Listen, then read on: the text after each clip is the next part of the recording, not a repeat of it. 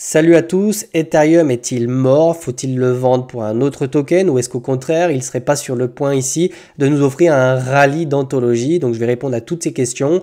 Est-ce que c'est normal de le voir sous-performer le marché comme ça, perdre de la valeur contre BTC? On va répondre à toutes ces questions à travers l'analyse technique. Prends pas peur, il y a plein de charts, je vais te les expliquer, je vais te les vulgariser. Reste jusqu'à la fin, tu vas apprendre des choses qui vont vraiment te servir, ok? Juste avant, je te présente très rapidement BitLearn et je te retrouve après. Et BitLearn, qu'est-ce que c'est? C'est une plateforme compatible mobile que j'ai créée pour te permettre d'apprendre l'analyse technique à travers un parcours basé sur la pratique. Tu y trouveras une formation clé en main sous forme de vidéos pour apprendre la cyclicité, la macroéconomie ou encore des stratégies de trading, ou encore les insights qui te permettront comme ça de partager ton travail avec les autres élèves. Et tu pourras rejoindre le groupe Discord simplement en cliquant sur le petit bouton BitLearn Discord. Tu pourras comme ça accéder à des lives ou poser des questions. Déjà, ce que tu dois savoir, c'est qu'Ethereum, il a toujours eu un temps de retard sur BTC. Ok, il n'a jamais fait d'ATH en même temps que BTC et on va commencer par là déjà pour que je t'explique ça. D'accord? Donc pour ça, on va prendre ce qu'on appelle les intervalles de prix et on va regarder un petit peu ce qui s'est passé. Ici, sur BTC, tu vois qu'on est revenu faire un ATH précisément ici, ce qui n'était pas encore le cas ici sur Ether. Alors attends, je vais vraiment dézoomer comme ça cette charte pour vraiment que tu puisses t'en rendre compte. Donc vraiment, ce qui va nous intéresser, c'est quand est-ce qu'Ether a réellement fait un ATH par rapport à BTC. Quand il a fait son ATH, Ether, donc ici, en 2021, on était en février, d'accord? Alors qu'en février, si on regarde si on regarde BTC, bah lui, il avait déjà fait 127% depuis son ATH. Alors que lui, Ether, venait tout juste de faire son ATH. Donc tu vois, il y a une différence entre BTC et Ether. BTC, lui, il fait quasiment 2 fois son ATH avant qu'Ether fasse le sien. Donc c'est pour te dire.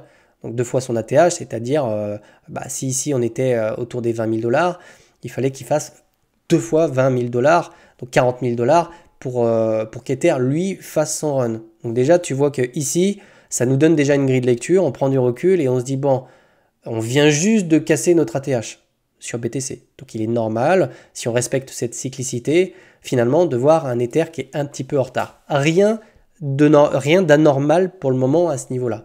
Ok, maintenant, ce qui nous intéresse, c'est quand est-ce qu'Ether peut partir. Et bien là, on va se concentrer sur la saisonnalité, la cyclicité, et on va regarder les différents halvings qui vont nous servir de grille de lecture. Ici, tu as le prix de BTC contre le dollar.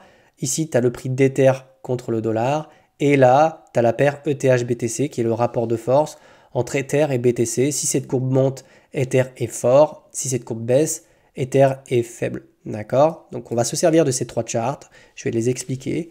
Et tu vas voir que ça va commencer à se former. On va comme ça pouvoir faire une analyse technique complète avec des dates précises. D'accord? Il faut toujours rester prudent sur les dates. Mais il faut, dans la cyclicité, ça c'est toujours plus ou moins respecté. Par exemple ici, pour te donner un exemple, lors du deuxième halving sur BTC, on est venu faire notre top à 16 mois. 16 bars, 16 mois. D'accord? Si on prend le troisième halving, on vient chercher notre ATH à 17 mois. Bon, un hasard, tu me diras. Mais le marché des crypto-monnaies est très bien réglé quand même. D'accord? Parce qu'il y a l'halving, il y a la réduction des récompenses, etc. Donc pour le moment, on n'a pas lieu de se dire qu'on ne va pas respecter une nouvelle fois cette saisonnalité. On peut ne pas la respecter, mais pour le moment, ça s'est toujours produit. Donc on va se servir de ça pour faire nos analyses techniques parce qu'elles sont pertinentes et qu'à l'heure à laquelle je te parle, tout se reproduit exactement de la même manière. D'accord? Si tu prends par exemple ici le moment où on a eu l'halving, d'accord, et le moment où on est venu casser la TH, on a eu à peu près 6 bars. Bon, on va faire pareil. On a eu l'halving là. Le moment où on est venu casser la TH, il y a eu 6 mois. Un hasard peut-être, tu me diras. Donc là, on va continuer notre analyse technique ici sur Ether. Et on va regarder ce qui se passe à partir de l'halving. Bon. Et on va regarder un petit peu ce qui se passe au niveau de la perte de momentum sur Ether. Ce qu'on peut voir, c'est qu'Ether, il a toujours perdu de la valeur face à BTC durant son run. Donc ça, on l'a déjà évoqué. On va prendre le top ici sur le second cycle. On descend ici et on avait à peu près moins 80% sur la paire ETH-BTC. Donc Ether était en gros, BTC était plus fort qu'Ether et on avait ces différences qui représentaient quasiment 80% sur ces deux paires. Donc c'était déjà important à l'époque. Là on voit cette baisse sur Ether-BTC, donc Ether a du mal à performer contre BTC, mais ça a déjà été le cas à hauteur de moins 80% sur les cycles précédents. D'accord? On va faire la même chose, même travail ici par rapport au second cycle, troisième cycle. On va prendre le top ici. On va aller chercher le bottom donc du troisième, quasiment du troisième cycle ici. Et on est autour des moins 90%, moins 85, moins 90% ici. Donc c'était quasiment plus.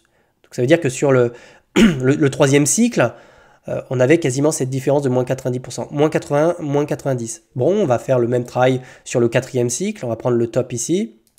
Et on va aller chercher le niveau actuel et on est à moins 64%. Donc contrairement à ce que les gens te disent, bah, en termes de perte brute, de rapport de force entre Ether et BTC, c'est même moins important que sur les 2 derniers cycles. D'accord? Bon, ça peut s'expliquer parce qu'Ether est beaucoup plus liquide, beaucoup plus de liquidité. Bon, il y a plein de raisons qui peuvent expliquer ça. Mais quand les gens te disent que c'est pire sur les derniers cycles, c'est pas forcément vrai d'un point de vue technique. D'accord? Donc c'est des choses qui se sont déjà produites à 3 reprises.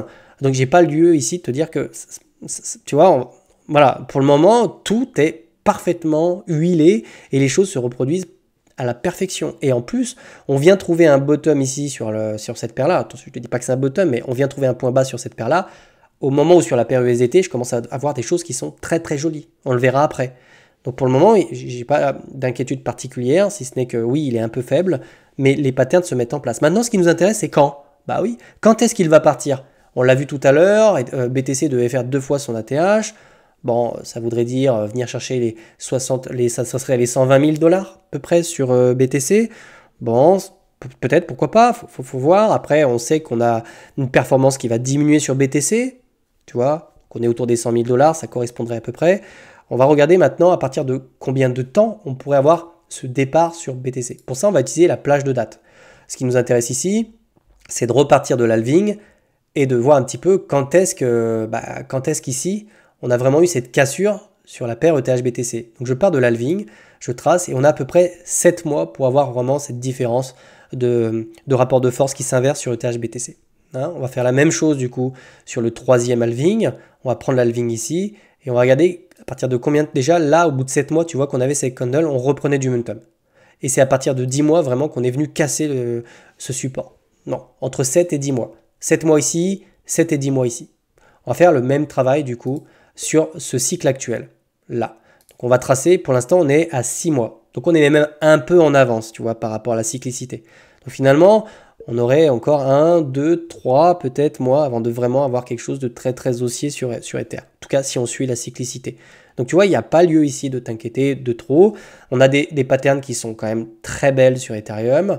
On est en train de venir chercher des niveaux qui sont même moins importants que les derniers, moins 80, moins 90, moins 64. En termes de cyclicité, on est à 6 mois de l'halving. Et pour l'instant, on a des structures qui se mettent en place. Donc sur Ether, j'ai envie de te dire que ça devient au contraire de plus en plus intéressant.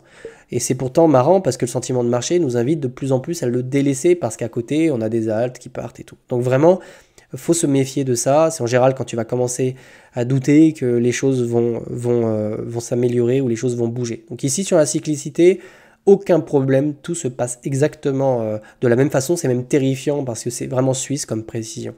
Maintenant, on va rentrer un petit peu plus dans le détail et je vais te montrer un petit peu ce qui se passe un peu sur la charte d'Ether. Donc là, c'est la charte d'Ether avec mes indicateurs. D'accord? Ce qu'il faut que tu saches ici, c'est qu'on va regarder un petit peu ce qui se passe. On va passer en logarithmique pour essayer de gommer un petit peu le manque de liquidité qu'on avait sur Ether. On va essayer de remettre ça à l'échelle pour avoir une courbe qui est un peu plus cohérente. Et on va se baser là-dessus pour essayer de faire notre raté. Donc nous, ce qui va vraiment nous concerner, c'est cette pattern-là. Donc là, ce qu'on peut voir, c'est quand même très beau en logarithmique. C'est de la pattern de continuation, c'est de la consolidation sur une énorme oblique. Donc on peut la tracer comme ça. On est dans un énorme range sur Ether. C'est très très beau. Ce qu'il faut que tu saches ici, c'est que là, on vient chercher le haut du range qui est autour des 5000 $.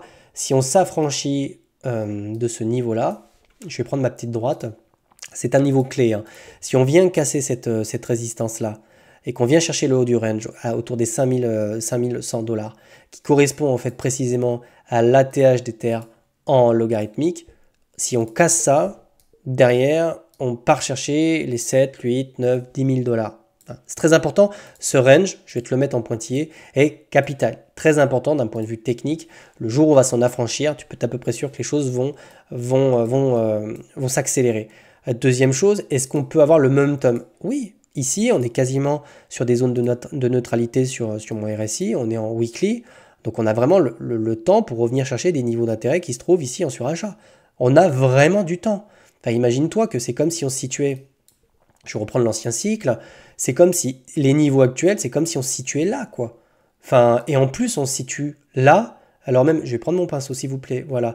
Donc, c'est comme si on se situait quelque chose par là, alors qu'on a exactement les mêmes structures. Pour te donner un ordre d'idée, on a vraiment eu cette structure en forme de W, la petite tasse avec la anse, la cassure, le décollage. Et là, on a le W, la petite tasse, la anse, la cassure, le décollage. Et donc, en fait, on a vraiment ces patterns qui se reproduisent.